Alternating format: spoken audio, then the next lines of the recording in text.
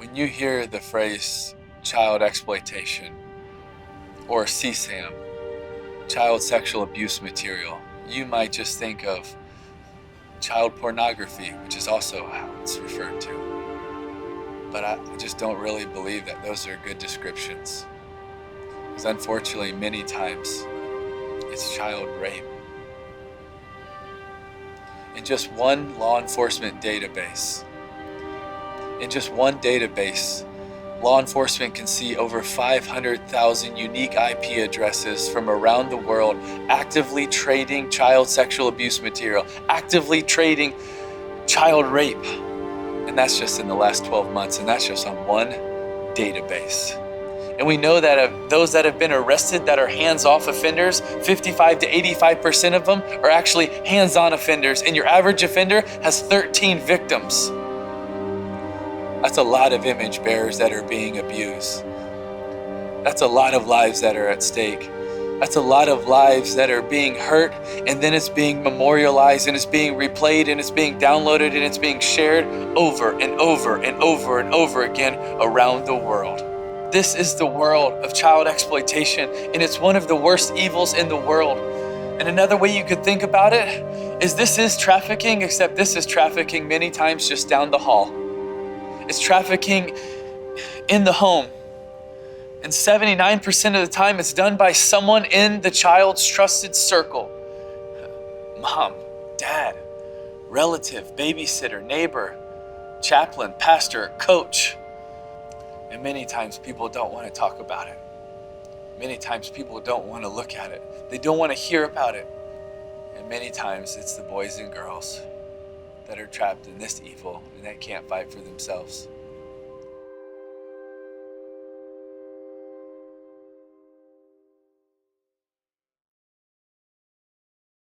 A couple years ago, one of our awesome teammates and I were talking, and she has big dreams and she has big ambitions, and she's just been fighting in this world for a long time.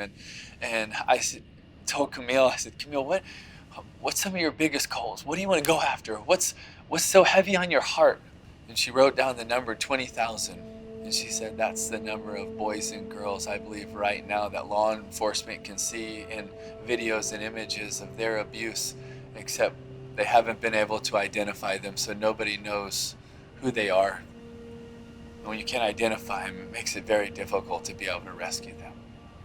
And I knew when she was telling me this, I knew that this was something we had to go after. And then when we did more research and did our due diligence, it wasn't 20,000.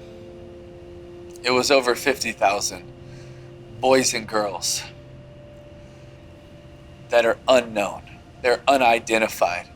But yet their abuse, their crime scenes, they can be seen, and by many people they're being replayed and memorialized and celebrated and downloaded and shared all around the world. 84% of the images were of actual sexual abuse. 47% contained extreme abuse, including actual rape, bondage, torture, defecation, and bestiality. More than 60% of the unidentified victims are under the age of 12, and 4.3% of the images were for infants. That's over 2,100 little baby boys and girls. So when we talk about the world's greatest problems, that has to be one of them. Those that have the goal to harm are many times working together better than those with the goal to do good. This is happening in our communities. It's happening all around us. And we have to rally together now to be able to push back this evil. But when I say push it back, we also have to be creative in how we do that. So much of this exploitation is done online. So much of this exploitation is done right in front of us. So much of it is done through chats.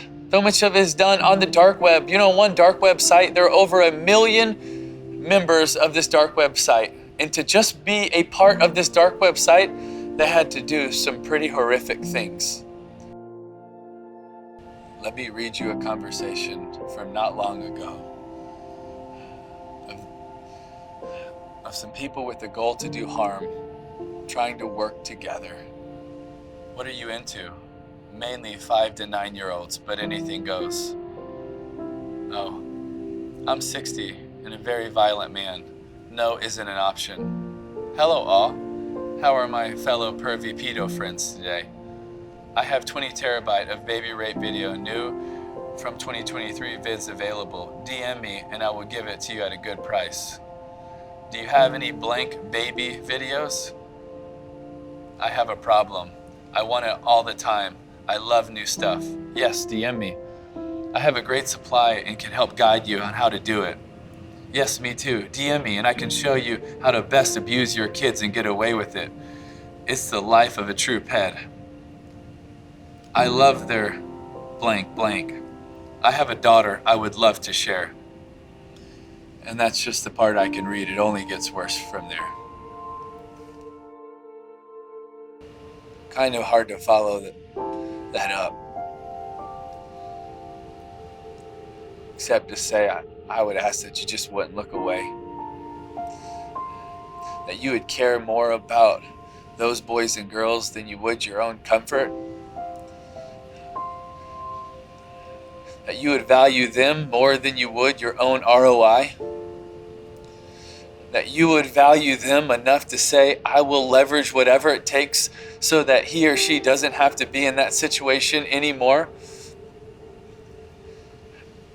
And that we would come together and work on the same team as brothers and sisters in the family of Christ that are saying, no longer on our watch is this going to be okay. But we are going to design, we are going to build, we are going to go, we are going to send, we are going to leverage it all for the sake of those boys and girls. And I believe if we did, if we even got close to it, if we even got close to leveraging the gifts that God has let us borrow for such a time, who knows the impact that we would have? I think it would be more than we could possibly think, ask, or imagine. But I hope today that you really don't hear it from me. Maybe you hear it a little bit in your heart, but maybe you would hear it from them. This is one incredible survival of this evil. Maybe you would hear it from her. When I was a little girl, when I was being photographed and raped, I used to try to send messages with my eyes down the lens and hope that one day a good person might see me and come help me. I believe that there's so many boys and girls today, as we film this video today, as you watch it, that are forced to perform this terrible evil. And man, they're hoping, maybe even some are praying,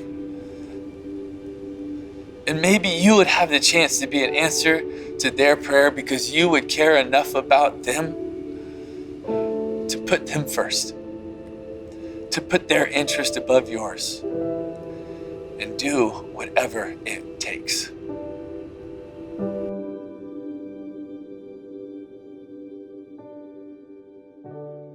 Over the course of last year, we've been able to work with dozens of law enforcement agencies from around the world. We've been able to work with our team and partners to see so much impact take place. We've been able to see so many people rally. It's one of the things that has been part of our latest campaigns is, could we rally to this fight? Could we all be on the same team for more operations, for more legislation, for more technology, so that we could all bring something to the fight? And we've been able to see, wow, when you actually do believe power comes together and you put the mission above the credit, it's amazing to see what happens. And I hope you believe that. I hope that you believe when we really come together for the sake of the one more, incredible things happen. We've been able to see that. Law enforcement's been able to see that. Nonprofits have been able to see that. Churches have been able to see that. But what if all of those groups were one? You know, there's a difference when you play sports of putting on the same jersey and being part of the same team. Average teams put on the same jersey. Great teams have the same heartbeat. They have the same mission and they have the same goal. What if we did? What if we had the same heartbeat? What if we had the same mission? What if we had the same goal? What if it wasn't just, oh, we put on this jersey? I believe the impact could be radical. Well, you might be thinking, well, I'm not involved in nonprofits, so what can I do? Well, I'll tell you, you can do a lot. You might be an entrepreneur. You might be an investor, and you have just as important role in this fight as you do if you're a nonprofit. You have just as important of a role as if you were part of the church. You have just as important role as if you're involved in law enforcement. I believe in solving these different world problems that we all have to come together to be on the same team. You know, there are so many incredible companies right now that are moving the needle as entrepreneurs, as businesses. They're taking what they have been gifted in, and they're using it to move the needle. Whether that's Eagle Freedom Fund, that is Deja Vu, it is accelerating companies so that they can be on their own and they can go change the world. It is using the technology, and all of those things could be used just to benefit their pockets, or it could be used to benefit the world. It's your choice of how you're going to use it.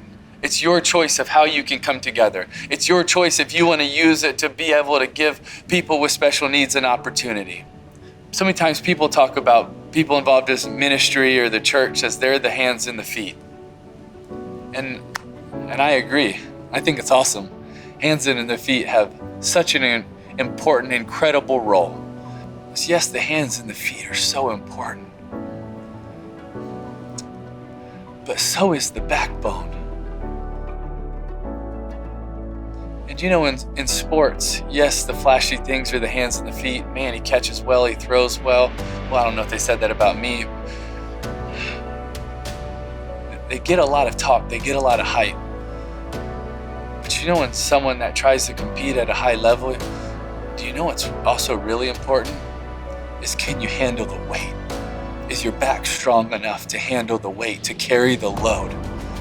And those that are involved in businesses, those that are involved as entrepreneurs, those that are involved in investing, we need you to be the backbone.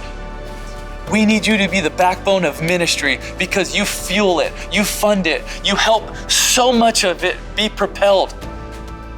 One of the blessings that we've had is when an amazing opportunity opened for us to work with some of the biggest law enforcements around the world to have some of the biggest rescues in the fight against child exploitation that we have been told in a long time happened because we had a few members of our team that were part of the backbone. And when we said, hey, this door opened, we could call them because, hey, they said, hey, if you need anything, when that time comes, you call us and we will be there. And they stepped up instantly, and we didn't have to wait. We didn't have to hesitate, and instantly, because of that, many lives were changed. And so we have to do a good job of coming together where the hands and the feet encourage the backbone, and the backbone lets the hands and the feet know that they are there for them, but there's not one that's more important than the other. There's not one job that's more important. There's not a hierarchy in this ministry. It is all in the same team, but will we play our role? And will we not want to do what somebody else's role is? I just think this concept is so important. I hope you believe in it, and I hope you know that your role is so valuable to the ministry. So whether you're the hands and the feet or whether you are the backbone, would you really believe that God has called and equipped you to do that? And would you do it with everything that you have as best you have, believing that God would use it?